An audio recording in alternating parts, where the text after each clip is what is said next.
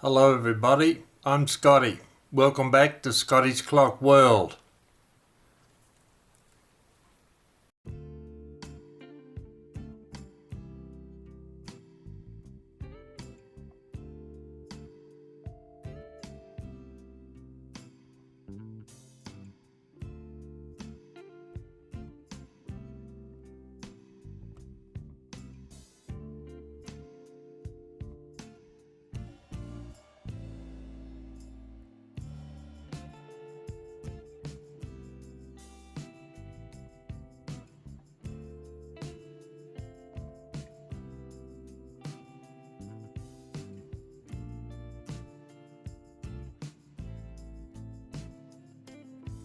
Right, we're ready to start winding up our mainspring now. We'll use this block here that I made, that I showed you how I made it earlier. So we'll start off by clamping that down. We don't want it to move around because these springs are pretty tight, and when you're pushing down hard on it to wind it up, the block's going to move around. Get that tighten down a little bit further in, that's better. Okay, now we'll take these nails out. We don't want them for the moment.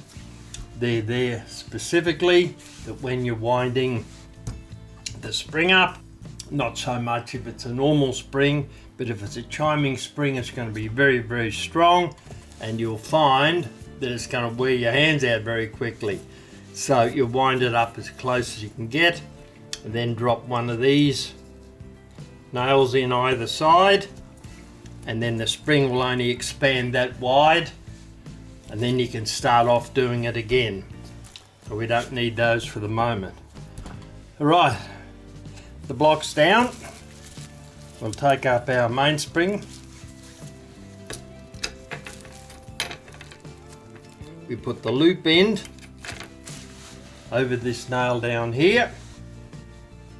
You'll see I've got two cable ties put together. We're going to initially drop these over once we get the spring tightened down a bit to hold it in place so we can see what we're doing, and then we can gradually tighten it up.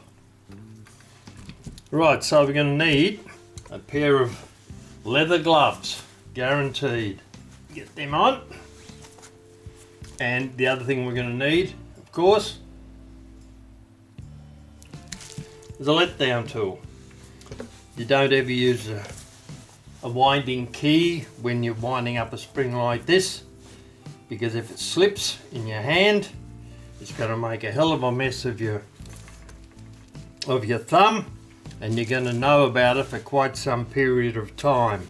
Right, the let-down tool on the spring, and start to wind it, holding the great wheel down so that it doesn't move round, so that we're winding up the spring. You see the spring starting to move in a bit there. Make sure that you hold the great wheel down tight. If you don't, you can jump out of the hole and let go, and you'll know about that for sure. Keep winding it down a bit. Got a bit further to go before we can use our cable ties. Hold it down tight.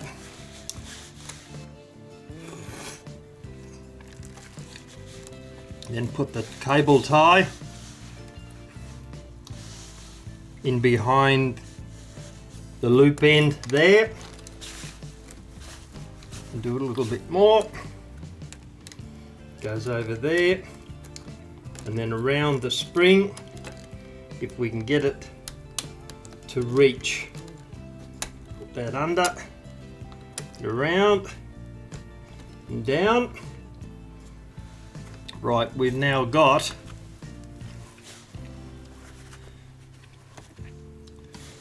go under there. We can tighten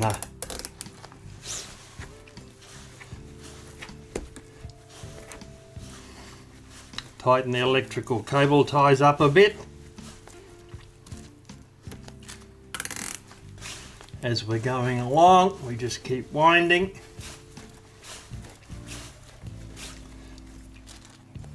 Tighten the cable tie.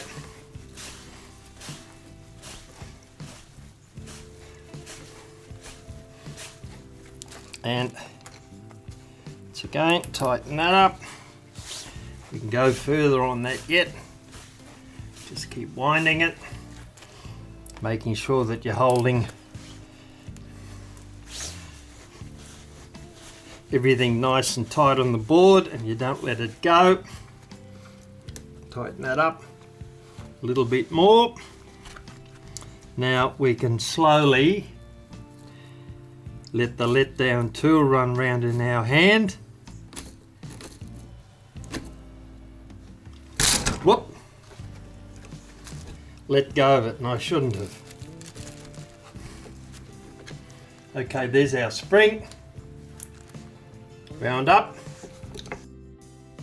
Like I said before, keep solid pressure on the grate wheel or it will pop out of the hole we made for it. And that's exactly what's happened. So I slipped up there. Right, what we'll do now, we'll just check and see if we've got it wound up sufficiently. Put the loop end over. Yep, fits in. Over the end of that post. Making sure we keep the spring, etc., inside that post there. That post is there, so if the spring lets go, it won't trash. All the wheels are up in this area of the train. Right, turn it over. Push it in. And there it is. So we can now, if we want to, put our let down tool back on top again.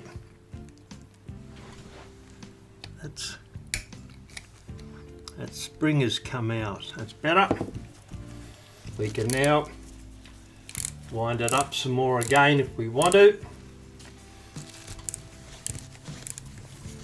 Once again, pressing down tightly as we wind it up. Then we can tighten the cable tie on it. Just keep tightening it. Having a look, that's not looking too bad. We'll go a little bit more. Then let the let down tool run round in your hand slowly till all the tension and the spring is taken by the cable tie. Alright, that's how that's done. That's by far the best way to wind up a spring. If you haven't got a spring winder, you can attempt to do it in your hands. I'll take that off the back plate. You can wind up with a let down tool. You can hear it clicking. It's actually winding up at the moment. I should have a leather glove on, but I'm not going to wind it any further. But you can wind it up like that. It's very hard to do because the spring coils are out here. I'll just let that run down slowly, controlled, so it doesn't get away from us. So you can do it like that, but it's very hard to get the mainspring clamp on when you're doing it in your hand or using our mainspring winding block, because unlike when the spring, I'll put it on here, it's actually in the movement, and over there, you can twist and turn and get the mainspring clamp to slide in underneath, and then you can then put it on and it will hold, go down like that, hold nice and tightly. You'll be alright, but you can't do that when it's in your hand. You've run out of hands. You've got one on your let down tool, you've got the other one holding the great wheel, and you haven't got a hand to slide that other piece in underneath. The same, you can't do it here because the mainspring is nice and tight and you can't get that in under there. You'd have to use a larger spring because you can't get in underneath it like so. So that's easily the best way to wind up a mainspring if you haven't got a spring winder. Bear in mind, of course, if you're working on a triple chime clock, the chime spring is usually at least half as strong and about half as long again than the strike side mainspring.